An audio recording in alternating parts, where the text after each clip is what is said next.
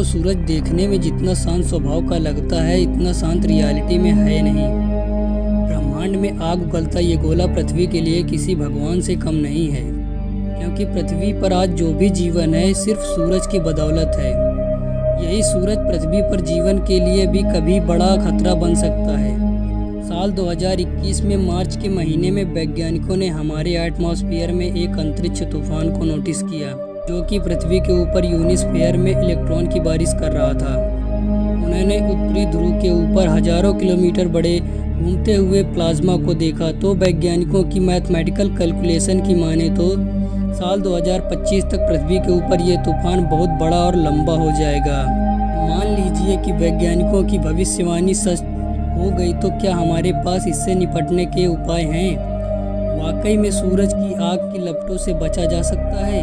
और अगर ऐसा खतरा वाकई में पृथ्वी के ऊपर मंडराने लगा, तो इंसानों के पास इससे बचने के क्या साधन हैं? चलो दोस्तों, इसी पर नज़र डालते हैं।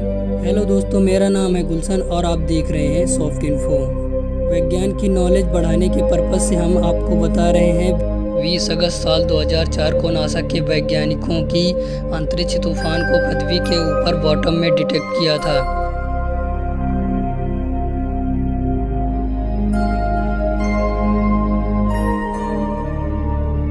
उस दिन यूएस में नेशनल लेमनेट डे मनाया जा रहा था। उस दिन सभी लोग जस्टिन में व्यस्त थे। किसी ने उस तूफान को महसूस नहीं किया। तूफान ने अपने सबूत लेमनेट के गिलास पर जरूर छोड़े थे। अब 2025 का ये तूफान इतना डरावना है क्यों है कि इस बात को समझते हैं। एक अंतरिक्ष का तूफान कोरोनल मास इंजेक्शन के कारण होता है और ये पूरी कहानी सोलर ब्लास्ट की है। एक मामूली सोलर ब्लास्ट की ड्यूरेशन चार्ज पार्टिकल जैसे कि इलेक्ट्रॉन्स की एक पूरी सुनामी सूरज से निकलकर पृथ्वी की ओर बढ़ती है। इसमें पूरा समय 2 से 5 दिन का समय लगता है और हम बड़े सौभाग्यशाली हैं कि इस पृथ्वी की मैग्नेटिक फील्ड या फिर कहें कि इसका मैग्नेटिक सुरक्षा कवच इस सुनामी से बचा लेता है। अगर ये मैग्नेटिक सुरक्षा कवच वहाँ ना होता, ये सोलर पृथ्वी की वातावरण को पूरी तरह से नष्ट कर देता, ये जंगलों को जला देता, सभी जीवन पर खतरनाक यूवी रेज बरसा देता। यहाँ तक कि इससे पहले भी इस प्रकार की कुछ घटनाएं हुई हैं। साल 1921 में खगोल शास्त्रियों को सूरज में एक बहुत बड़ा विस्फोट दिखा था, जो तकरीबन 2,10,000 किलोमीटर बड़ा था। इस जियोमैग्नेटरी आंधी ने इस घटना को रोड स्टॉर्म या आंधी के नाम से भी जाना जाता है। हम आपको याद दिला दें कि यह केवल एक मामूली थी। साइंटिस्टों के मुताबिक इससे भी कई गुना खतरनाक हो सकती है।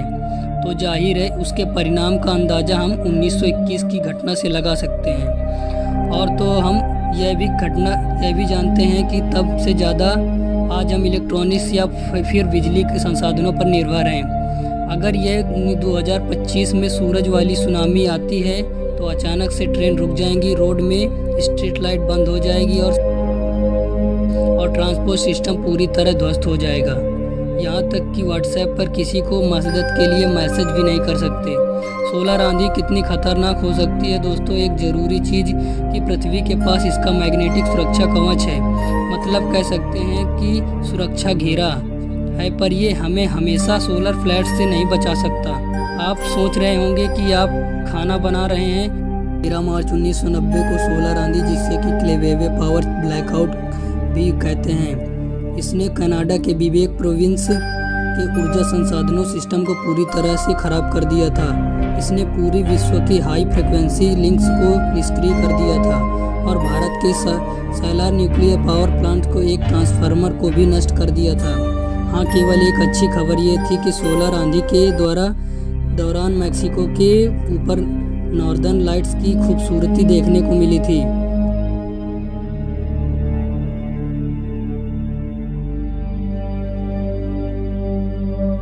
ऐसी सिचुएशन में आप अपने पास दूरबीन रखना पसंद कर सकते हैं। अगर आप थोड़ा बहुत रोमांटिक है तो इसके लिए आपके लिए जानकारी बहुत काम आएगी। 2025 हमारे लिए क्या लेके आ रहा है।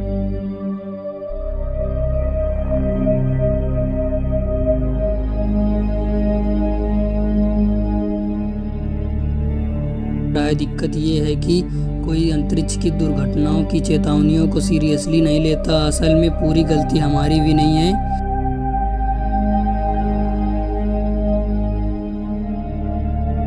वैज्ञानिकों ने पृथ्वी की अंत की भविष्यवाणी करने में लगातार गलती की है। पहले 2011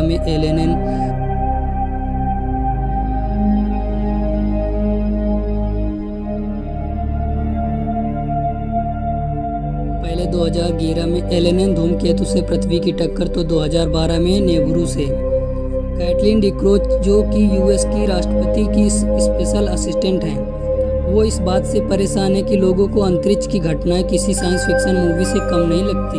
वैज्ञानिक कहते हैं कि वह जानबूझकर भविष्यवाणियों में गलती नहीं करते हैं, तो वह बताते हैं जो उनकी मैथमेटिकल कैलकुलेशन के परिणाम आते हैं, और उनकी दी गई चेतावनी को नज़रअंदाज करना भी हमारे लिए नुकसानदायक हो सकता है। जैसे कि कुछ लोगों को लगेगा कि ये वीडियो केवल एक मजाक है। हाँ, हो भी सकता है साल 2025 में ऐसा कुछ ना हो, लेकिन अगर ऐसा कुछ हो, मान लेते हैं कि आप वीडियो को नज़रअंदाज करके भूल जाते हैं और 2025 में इसी तरह की नेटफ्लिक्स में कोई फिल्म देखने जा रहे हैं, अचानक से वह रुक जाए और वहाँ पर एक फालतू का डायनासोर आपके पास उछल कूद करने लग जाए। आप स्विच ऑन कर रहे हैं और बल्ब भी नहीं जल रहा है। अपने दोस्तों को कॉल करने के लिए अपना फ़ोन उठाते हैं तो भी फ़ोन में कोई नेटवर्क नहीं है। कन्फ्यूज होकर जब आप लोगों की तरह बाहर निकलते हैं तो देखते हैं कि दुनिया में बहुत कुछ अजीब हो रहा है। इलेक्ट्रिसिटी, वाटर पंप ने काम करना बंद कर दिया है, सैटेलाइट ने भी काम करना बंद कर दिया है, मिलिट्री कम्युनिकेशन, टीवी, मोबाइल और यहाँ तक कि वातावरण की जानकारी देने वाले यंत्र भी बंद हो जाएंगे।